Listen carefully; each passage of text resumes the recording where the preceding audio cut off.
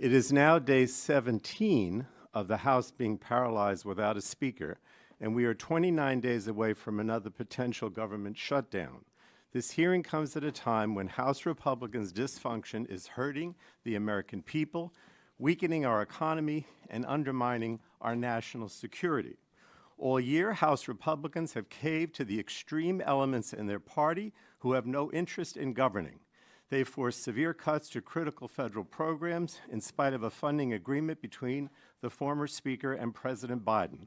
And they came dangerously close to a government shutdown that would have cost our national economy upwards of $13 billion a week and forced our troops to work without pay. And just think the American people deserve better. Democrats have repeatedly stopped this chaos and dysfunction from hurting everyday Americans, but it's long past time for House Republicans to reject the extremists in their party. We should be working together to lower costs for American families and to grow our economy and the middle class. It's time for the chaos to end. Today, the subcommittee is meeting to explore artificial intelligence tools and how they might help boost efficiency and reliability in the energy sector. As AI technologies have a potential role to play in the energy sector, particularly in our ongoing efforts to lead the world in the clean energy transition. AI capabilities could help ease the transition to a net zero grid, allowing grid operators to better forecast weather patterns that will drive electricity consumption and wind and solar generation. These tools can also allow greater deployment of distributed resources, such as demand reduction and virtual power plant technologies.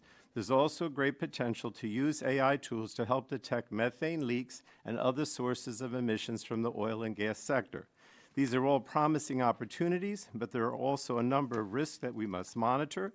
AI models are currently trained on specialized computer chips that consume tremendous amounts of electricity and consume large amounts of water for cooling needs.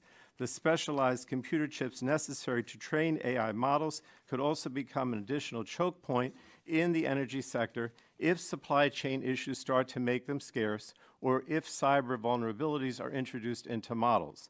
More concerning is the fact that AI models are effectively black boxes. We simply lack the ability to explain how and why these models make decisions.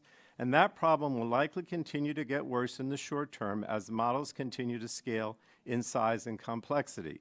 If an AI model changes its output, right now it's nearly impossible for a human to know exactly why. Given the vital role the electricity grid plays in our everyday lives, I have concerns about integrating technologies that we do not understand into this critical infrastructure. We need to make sure that humans remain key decision makers in energy systems and retain the ability to intervene in a timely fashion. We simply cannot automate away critical human expert oversight and accountability.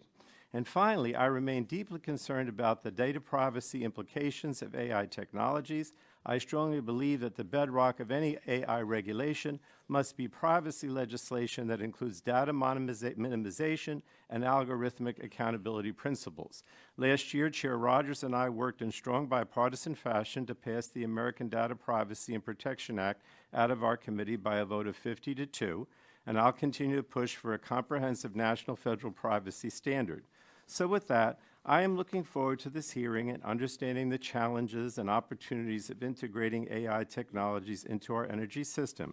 However, I must note, if we want the House to truly perform the oversight that the American people desperately need with regards to AI and other technologies like it, the House needs strong and stable leadership. Right now, it is without a speaker.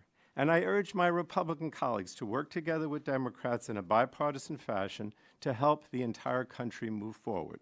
Thank you, Mr. Chairman.